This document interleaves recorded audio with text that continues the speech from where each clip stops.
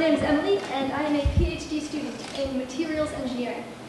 But unlike most materials engineers, I don't study those boring materials like plastics, and metals, and ceramics. I actually study a biological material, cartilage. I'm interested in its microstructure and material properties and how they change in the disease osteoarthritis. Now, unfortunately, I won't be demonstrating my research to you using interpretive dance, but I will be doing a short science experiment to demonstrate the purpose of cartilage.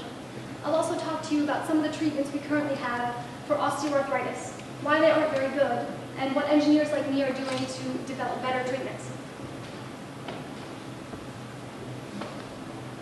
So I'm sure most of you guys know a little bit about cartilage. For those of you that don't, it's the material that lines your joints and makes movement smooth and pain-free. So this is a picture of your knee joint without the kneecap in the way, and that white material on the ends of each bone is cartilage. Cartilage is actually a really amazing material.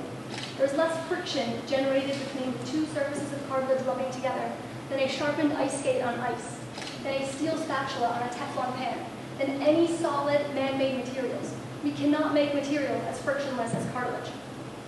Cartilage also doesn't contain any nerves, which means that standing and moving is pain-free. Cartilage acts to cushion your joints. Imagine for a moment if your joints didn't contain any cartilage and bone rubbed directly against bone. Now, bone is a hard material, like a hard plastic chair or two pieces of glass. So these two pieces of glass are going to represent our joints with no cartilage. Bone is going to rub directly against bone. So this is one end of your joint, this is the other. If we lived in a perfect world and our bones were perfectly aligned and our bones didn't contain any imperfections, rubbing them together would be fine. Nothing remarkable happens. But we don't live in a perfect world. All living things contain natural variability. The surfaces of our bones contain imperfections and our joints are not perfectly aligned. So we can demonstrate these imperfections by adding just a little bit of sand between our surfaces of cartilage. Sprinkle a little. So now, when we rub our two bones together, that sound represents the destructive rubbing and pain felt if bone were to rub against bone. But thankfully, that's usually not the case. Most of us will hopefully have some cartilage left. Cartilage is a compliant material, like a cushion on a chair or a piece of felt. It compresses when it's loaded. So this piece of felt is going to represent our cartilage. If we put it in our joint, you can put some sand in there to represent our imperfections in bone. Now when we rub our two plates together, no sound. That's great. But in the disease osteoarthritis, we lose our cartilage. We go back to the case where we have sand. Do you guys want me to demonstrate that sound for you one more time?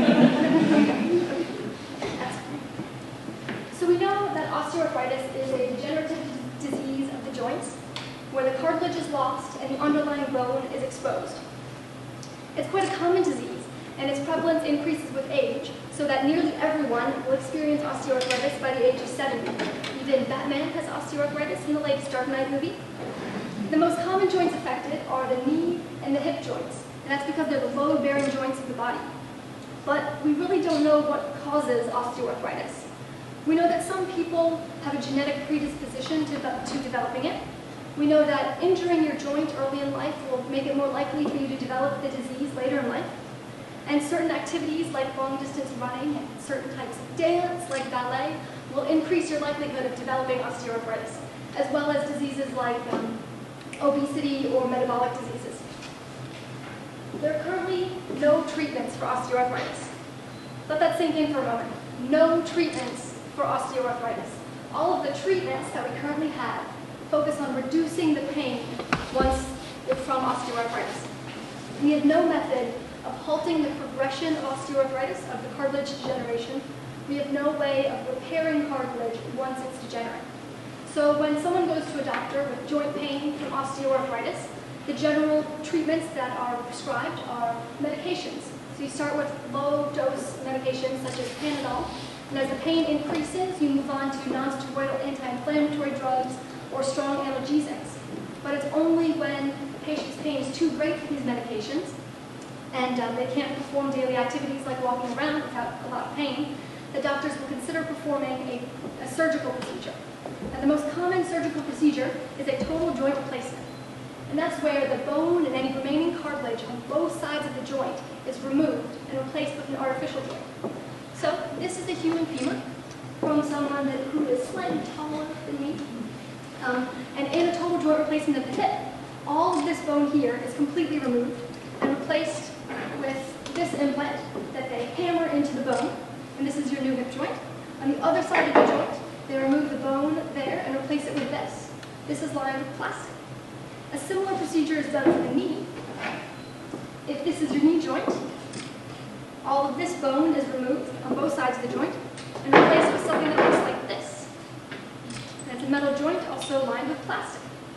So artificial joints are usually lined with plastic, but as I talked about earlier, we can't make plastic that's as frictionless as cartilage.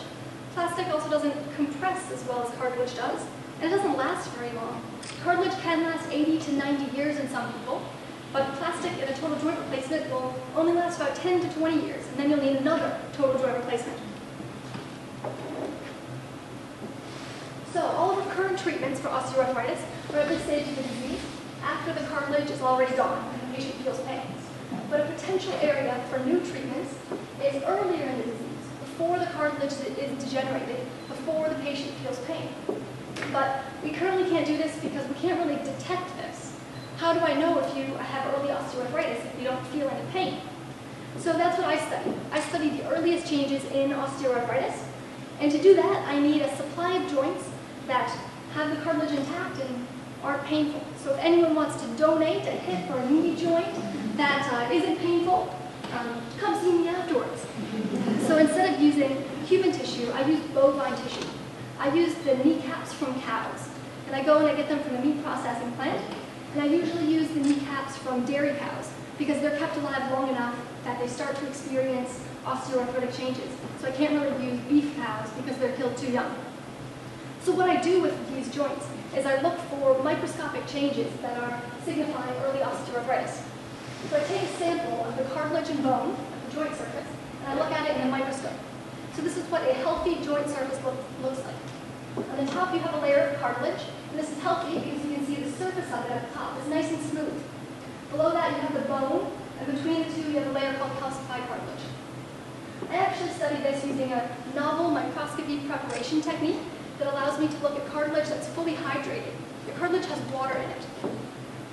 But most researchers, when they study cartilage, they fully dehydrate it, embed it in wax, and then look at it in the microscope. And this can alter the structure of the cartilage and make it harder to detect the small changes in early osteoarthritis. So using my novel microscopy preparation technique, I can look for small changes in the cartilage. So what does osteoarthritis look like in the microscope? It looks like this. There's no cartilage left. That's just bone. But I'm not really interested in this. I can't do anything with this. It's just too late. So I'm interested in early osteoarthritis, which looks something like this. These two pictures of a healthy joint and early osteoarthritis are at the same magnification. So you can see that the cartilage on the right has become thicker. It's swollen. And the surface is no longer smooth. It's irregular. Now this means that the interconnections in the cartilage holding it together have weakened. I've also been able to detect changes that are occurring in the other tissues, in the bone and the calcified cartilage. So this means that osteoarthritis isn't just a disease of the cartilage, it's actually a disease of all of the joint surfaces. So if we zoom in on this area here, in the calcified cartilage and bone, we can really see what's going on. There are these strange structures that kind of look like fingers. The bone is growing into the cartilage. And these structures resemble the structures that are in your bone all the time and replacing it. 10 to 20% of your bone is replaced every year by structures that look pretty similar to this. But normally those structures stay within the bone and don't start traveling into the cartilage. So something is happening in osteoarthritis, causing these structures to move into the cartilage, making it thinner from underneath, as well as it being degenerated from above. So hopefully my research will develop a better understanding of the earliest changes in osteoarthritis, so that one day we can develop treatments that we can apply earlier, so that we no longer need to treat the disease later using treatments such as total joint replacement, and instead we can keep our own cartilage. That's much better than the plastic stuff that we make. Thank you very much for listening. Any questions?